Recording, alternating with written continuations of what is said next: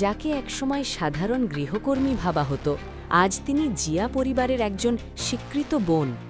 বেগম জিয়ার মৃত্যুর পর যখন সবাই ভেবেছিল ফাতেমা একা হয়ে গেছেন, তখনই এলো তারেক রহমানের সেই ঐতিহাসিক ঘোষণা।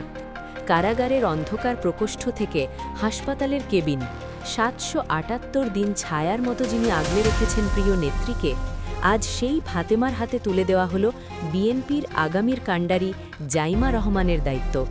তারেক রহমানের এক ঘোষণায় বদলে গেল ফাতিমার পরিচয়। তিনি এখন আর কাজের মানুষ নন, বরং জিয়া পরিবারের মেয়ে।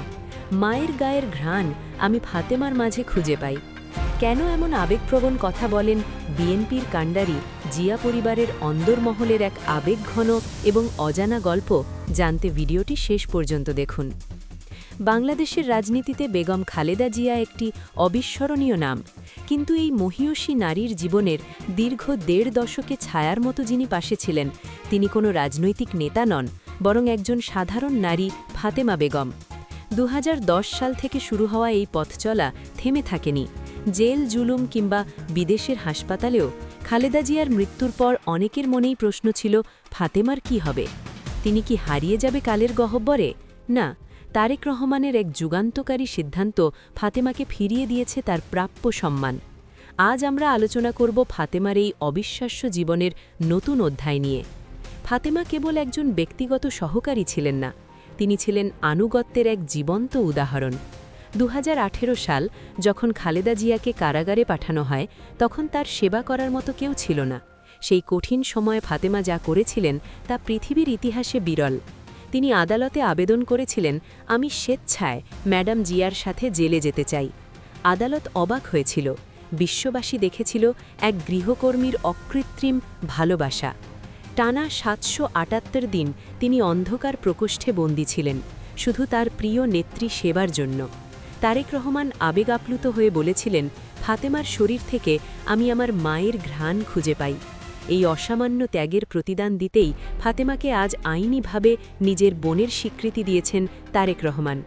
সম্প্রতি সামাজিক যোগাযোগ মাধ্যমে একটি ভিডিও ঝড়ের গতিতে ছড়িয়ে পড়ছে। গত ২ জানুয়ারি সাবেক রাষ্ট্রপতি জিয়াউর রহমান ও বেগম খালেদা জিয়ার কবরে শ্রদ্ধা জানাতে গিয়েছিলেন তাদের নাতনি জাইমা রহমান। গাড়ি থেকে জাইমা নেমে ঠিক পিছনেই দেখা যায় সেই পরিচিত মুখ, ফাতেমা বেগম। অনেকেই লক্ষ্য করেছেন, বেগম জিয়া যখন বেঁচে ছিলেন ফাতিমা বসতেন গাড়ির সামনের সিটে, কিন্তু এবার নাতনি জাইমা রহমান ফাতেমাকে বসিয়েছেন একেবারে নিজের পাশের সিটে। এটি কেবল একটি বসার জায়গা নয়, বরং এটি একটি পরিবারের সদস্য হিসাবে ফাতেমাকে দেওয়া সর্বোচ্চ সম্মান। নেটিজেনরা বলছেন, তারেক রহমান তার কথা রেখেছেন। ফাতিমা এখন আর কেউ নন, তিনি জিয়া পরিবারের অবিচ্ছেদ্য অংশ। বিএনপির দলীয় সূত্র মতে, জাইমা রহমান এখন দেশের মাটিতে দাদির অপূর্ণ কাজগুলো দেখাশোনা করছেন। আর এই পথচলায় তার প্রধান অভিভাবক ও সঙ্গিনী হিসাবে নিয়োগ পেয়েছেন ফাতেমা। খালেদা জিয়ার খাদ্যাভ্যাস থেকে শুরু করে তার ব্যক্তিগত পছন্দ অপছন্দ সবকিছুই ফাতেমার নখদর্পণে ছিল। এখন জাইমার দৈনন্দিন জীবন এবং চলাফেরার ক্ষেত্রে ফাতেমা সেই একই দায়িত্ব পালন করছেন। এটি কেবল ফাতেমার পুনর্বাসন নয়, বরং জাইমা রহমানের নিরাপত্তার জন্য একটি শক্তিশালী ঢাল। খালেদা জিয়ার বিদায়ের পরও ঢাকা আজও শোকাতুর। জিয়ার উদ্যানে প্রতিদিন হাজারো মানুষের ঢল নামছে। কুড়িগ্রাম থেকে আসা যুবক কিংবা নোয়াখালীর বৃদ্ধ কর্মী, সবার চোখে জল। কেউ কোরআন তেলাওয়াত করছেন, কেউ বা দূর থেকে হাত তুলে মোনাজাত করছেন। শুধু রাজনৈতিকভাবেই নয়, সামাজিকভাবেও বিভিন্ন প্রতিষ্ঠান যেমন নর্থ সাউথ বিশ্ববিদ্যালয়, জনতা ব্যাংক এবং পানি উন্নয়ন বোর্ডে তার জন্য দোয়া মাহফিল আয়োজিত হয়েছে। এই ভালোবাসা প্রমাণ করে বেগম জিয়া মানুষের হৃদয়ে কতটা গভীরে গেঁথে আছেন। ফাতেমা বেগম আজ আর কোনো নাম নয়, ফাতেমা বেগম আজ একটি বিশ্বাসের নাম। একজন মানুষ কিভাবে তার সততা আর ভালোবাসা দিয়ে একটি পরিবারের অংশ হয়ে যেতে পারেন। ফাতেমা তার প্রমাণ। তারেক রহমানের এই উদারতা এবং জাইমা রহমান এই বিজয় বাংলাদেশের রাজনীতিতে এক নতুন ইতিবাচক দৃষ্টান্ত তৈরি করেছে। সুপ্রিয় দর্শক, ফাতেমা বেগমকে জিয়া পরিবারের সদস্য হিসাবে গ্রহণ করার এই সিদ্ধান্তকে আপনি কিভাবে দেখছেন? তারেক রহমানের এই পদক্ষেপ কি প্রশংসার দাবিদার?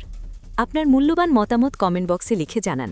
ভিডিওটি ভালো লাগলে লাইক দিন এবং আমাদের চ্যানেলটি সাবস্ক্রাইব করে বেল আইকনটি চেপে রাখুন পরবর্তী সব আপডেটের জন্য। ধন্যবাদ। আজকে আমার একটা মানুষ দেখে আমার বুকটা ভরে গেল। তার সন্তান আপনাদের বুখারি ভাগ্নে, তাই না? আপনাদের ছেলে বগুড়ার সন্তান তারেক রহমান। বেগম খালেদা জিয়ার সেবা করেছে 18 বছরের একটা মেয়ে, না বলো ফাতেমা? সেই ভোলায় বাড়ি। রক্তের কোনো সম্পর্ক নাই। নিজের স্বামী, সন্তান, বাড়িঘর রেখে এই মানুষটির সেবা করেছে একটানা 18 বছর। শুধু বাইরে থেকে সেবা করেছে তা না, এমনকি জেলে তখন গিয়েছিল, জেলখানায়। জেলখানার ভিতরেও তখন ওই মেয়েটা কিন্তু তার সেবা করেছে। এটা রক্তের সম্পর্কের আত্মীয়, কিন্তু তা করবে না। করবে? জেলে কি আপনার ভাইয়ের সাথে? জানেন, বাপন ছেলের সাথে যায় না, উনি গিয়েছে। করোনা যখন হলো, করোনার ভিতরে মা বাবাকে ধরেননি, পিতা সন্তানের লাশ হয়নি। সেই সময় মেডিকেলে এই মহিয়সী নারীর সাথে ওই মেয়ে ফাতেমা ছিল। লন্ডন থেকে শুরু করে কারাগার পর্যন্ত কোনো দিন ছাড়ে না। রক্তের সম্পর্ক নেই, বিপদের সময় অনেক কষ্টের সময় ছিল। আজকে যখন বেগম খালেদা জিয়া মারা গেছে, মেয়েটি চোখের পানি তলায় থাকতে পারছে না, বারবার মূর্ছা যাচ্ছেন, অজ্ঞান হয়ে যাচ্ছে। কি সম্পর্ক? আজকে দেখলাম জনাব তারেক রহমান ঘোষণা দিয়েছে যে আমার মা নেই, যখন আমি দেশে ছিলাম না আমার মা ছিল, আর আমি আজকে দেশে এসেছি আমার মা নেই। আমার মাকে কোনো দিন পাব না, কিন্তু 16 বছর 18 বছর মায়ের সেবা করার কারণে ওই কাজের মেয়ে ফাতেমার শরীর থেকে আমার মায়ের ঘ্রাণ আমি পাই। আমি আজকে ঘোষণা দিলাম, তারেক রহমান বলেছেন যে আমার ফাতেমা এবারের কাজের মেয়ে না, আমার মা এত ভালোবেসেছে, আমার মা আমাকে স্নেহ করেছেন এর মতো। সেজন্য আজ থেকে ঘোষণা দিলাম, আমাদের বোন নেই।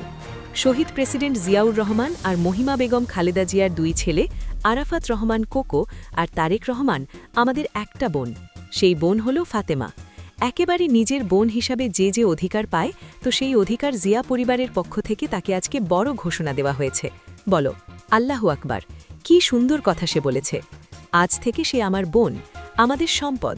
আমার বাবা আমার সম্পদ ভাগ করে বোন হিসাবে যা পায় সম্পূর্ণটা সে পাবে।